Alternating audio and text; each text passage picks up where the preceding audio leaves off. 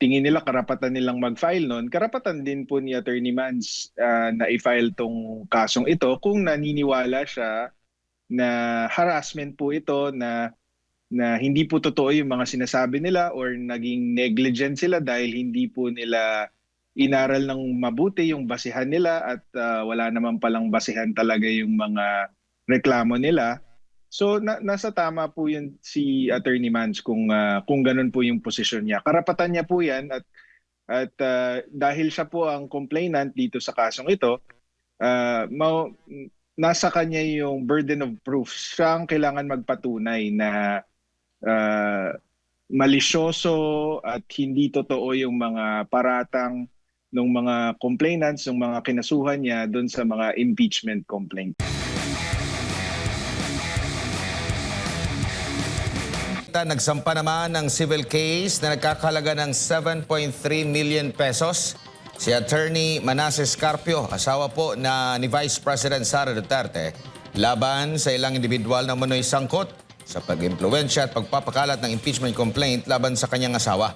Kabilang sa mga dinimanda ni Carpio ang pare na si Joel Saballa, ang umano'y whistleblower na si Ramil Madriaga at iba pa ang sinasabing kasabwat sa reklamong impeachment.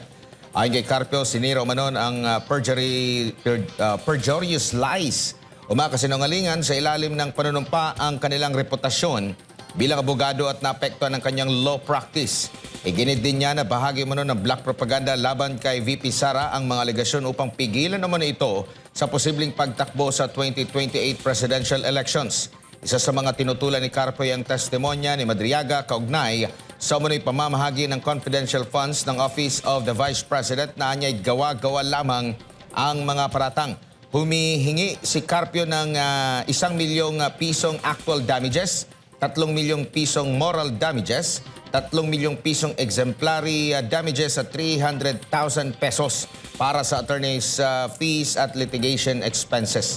Ito na ang ikalawang kasong may kaugnayan sa impeachment na isinampa ni Carpio matapos din niyang ireklamo noon ang ilang opisyal at mambabatas kaugnay sa umano'y illegal na paglalabas ng bank records sa mga pagdinig ng Kamara. Samantala, nasa linya po ng ating komunikasyon via Zoom si Attorney Salvador Panelo Jr., Managing Partner po ng Panelo Law Office. Attorney, good morning po. Jade at Admar po muli ang inyong mga kasama. Maraming salamat po sa inyong oras. Good morning, Jade and Admar. Salamat ulit sa pag-imbita niyo. Po, unahin lang natin itong inihain bago lang ni Attorney Manasseh Carpio na civil suit laban po sa ilang mga opisyal. Ano ho bang masasabi po ninyo dito?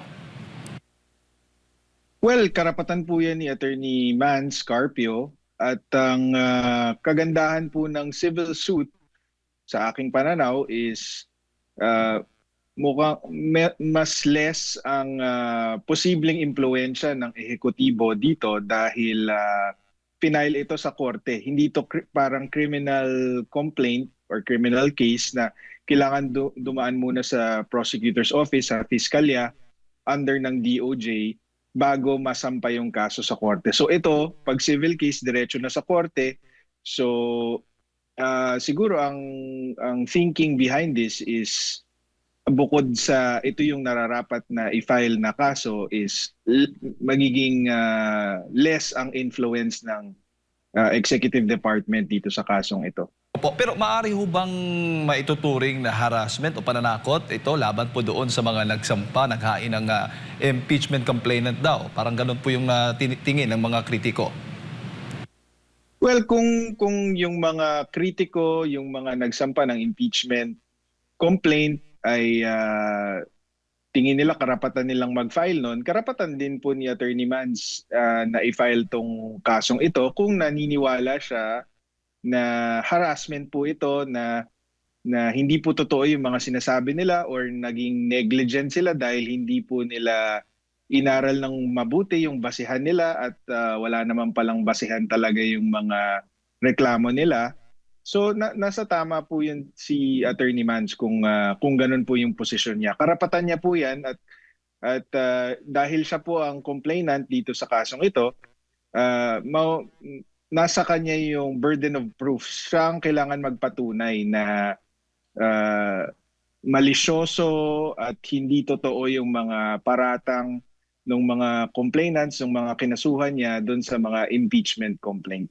Para sa kaalaman ng ating mga kababayan, kapag napatunayan pong may malicious intent itong kasong inihain nga ni Attorney Mans Carpio laban doon sa mga impeachment complainant, ano ho ba yung pananagutan? Maaring pananagutan po nito doon? You mean yung mga kinasuhan niya or si Attorney Yung mga Mans? yung mga kinasuhan po.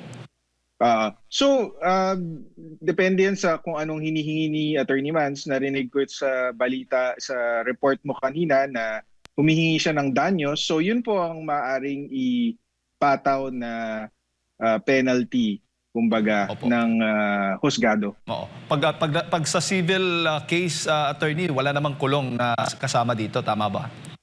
Wala po. Ang kapangyarihan lang ng husgado is ibigay kung ano yung hinihingi ng plaintiff na ayon sa batas. Opo. Opo. Itong kaso bang inihain ni Attorney Mans ay makakaapekto po doon sa maaring takbo ng impeachment case laban kay Vice President Sara Duterte? Palagay ko hindi makakaapekto except only doon sa siguro yung public perception na kung final ito ni Attorney Mans, mukhang meron siyang basehan doon sa mga sinasabi niya na hindi totoo at paninira lamang yung mga alegasyon laban kay VP Sara at laban sa kanya. Yun lang po ang magiging epekto nun. Pero kung ang tinatanong mo is yung actual legal effect doon sa takbo ng impeachment proceedings, hindi po dapat nakakaapekto yon. Opo. Naipasa na sa Senado yung articles of impeachment mula sa Kamara, attorney, pero bago po naipasa yon ay may pahayag po si Senator Amy Marcos. Sabi, questionable daw po yung pag-transmit dahil nagkaroon po ng delay. Ano bang masasabi po ninyo? Well, para sa akin yung mga allegations of delay, moot na siya dahil naipasa naman na nagbotohan ata sila nung Lunes, hindi ba ho? Tapos kahapon na-transmit ng gabi.